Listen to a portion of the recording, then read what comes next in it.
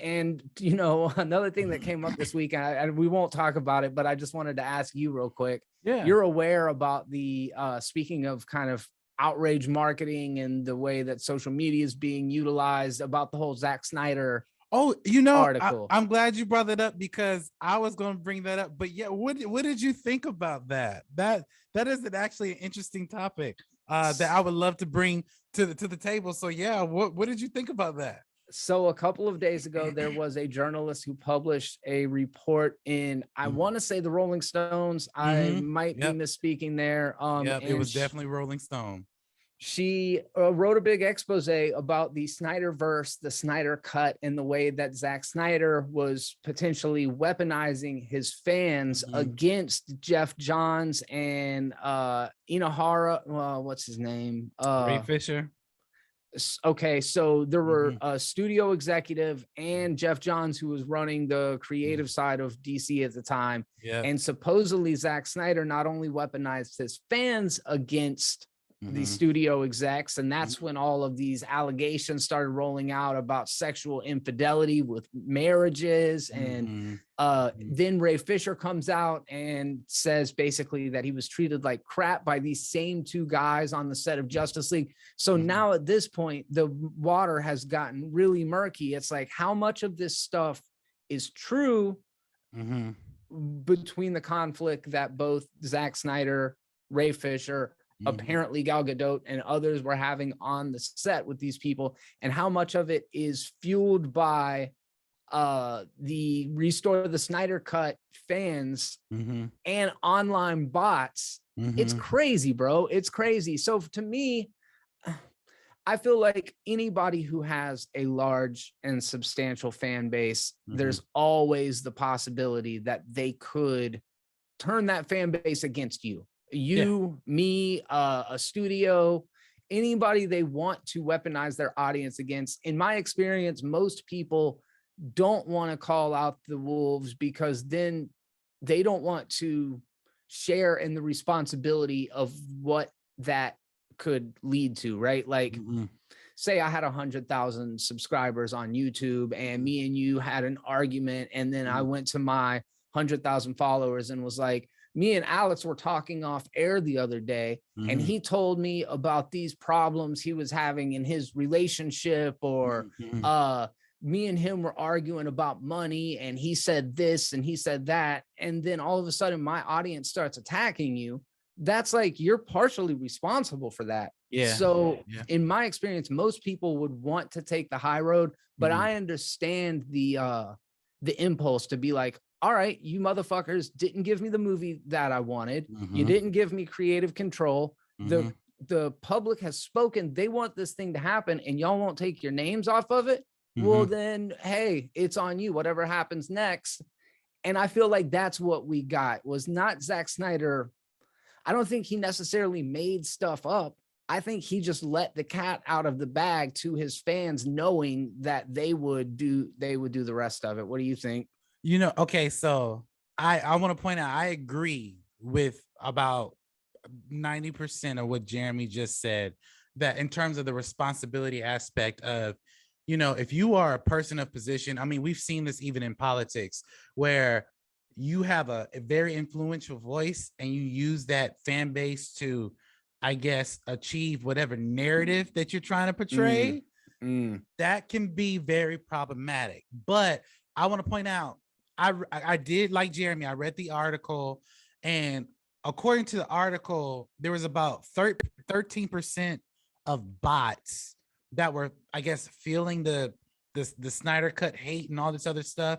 So majority of what the writer was insinuating was, it wasn't that many bots in comparison to actual real people insinuating all the things that had happened. Now, to give more context, I met Ray Fisher last year at Comic-Con, at MegaCon. And he said at MegaCon, when he was asked about the Snyder Cut and all this other stuff, he didn't go into detail, but he basically said that there were reporters who were trying to goat him into adding more fuel to the fire, but all he wanted to do was tell the truth. Now, that's what he said at MegaCon, which is definitely on tape somewhere. So somebody, please go research that He said that when he was here in Orlando. Now, my whole take on it basically is, on one hand, I can kind of understand where Zack Snyder is coming from, only because Warner Brothers at that time, not now, at that time, they fucked him. They royally screwed him. Yeah. And when you're developing a passion project with these amazing heroes, and Warner Brothers just, they come and do what they did, not just to him, but the people who were involved in that, and then also I believe one of his daughters had passed away during that time. So there were a lot of things that Zack Snyder was dealing with that Warner Brothers, I feel at that time, was not being attentive or just empathetic about the situation. Yeah. But I understand from a Warner Brothers standpoint, they're business, so they have to put out a product. And I think Justice League was a failure because the Justice League was supposed to be $1 billion movie. It was supposed to be bigger than, like, it was supposed to make more more money than Iron Man, which it didn't, and that's a testament to leadership. But on the other side, to what Jeremy's saying, to weaponize your fan base in order to attack a studio or groups of people or whatever, that is very problematic. Now, I understand that Warner Brothers, they're the ones with the big guns, and they started this fight, I believe. Yes. But at the same time, I think as a director and even as a human being, there's a certain decorum that you have to have. Like, okay, clearly, Zack Snyder right now is doing great things at Netflix for his fans. I don't really like all the stuff he's done at Netflix, but his fans love it. So clearly he's found another home. But in the article, it also established that we really didn't need a Snyder cut, but the fans were demanding. And when we got the Snyder cut, don't get me wrong, don't get twisted, it was good, but I don't believe that Snyder cut. I don't believe that was the Snyder cut that we all have been really waiting for. Yes, we got more explanation and more character development from those characters, but was that really enough? I mean, did we really need to make that much noise to get what we got for that, and to get it on HBO Max? And and like, it's not. And again, I'm not saying that Snyder cut is trash. I'm not. But as a director and as a creator, I want my vision to be to be made. But I don't know, from the human side of me, I can't weaponize all 3,000 of my subscribers to attack a studio because I feel some way about how they hurt me. So well, and to your point, I think that's a great point. If it were Zack Snyder pointing his finger at Warner Brothers and saying that studio did A, B, C, and D, I agree with you 1,000%. They have all the resources. The corporation will remain standing, but when you start attacking, I don't know why I keep thinking Kevin Fukunaga.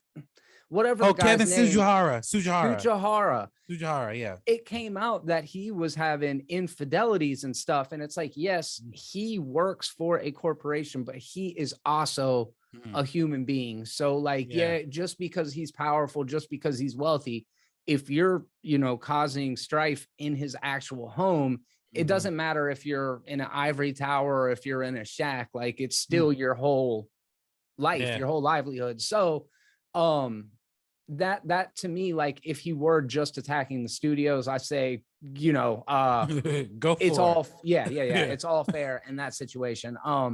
But yeah, I just thought it was really interesting, man. And I do think what you said about politics is completely true. This is just one example of something that is widespread and is happening all the time now, Yeah, definitely. And like, like Jeremy said, when you find yourself in those situations and you're attacking a studio, okay, studios, they have the resources to remain standing from years to come.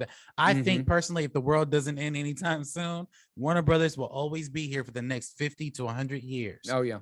But when you're attacking people in their livelihoods, like me personally, I don't really care if Kevin Sujihara is having infidelity in his relationship. That has nothing to do with my projects.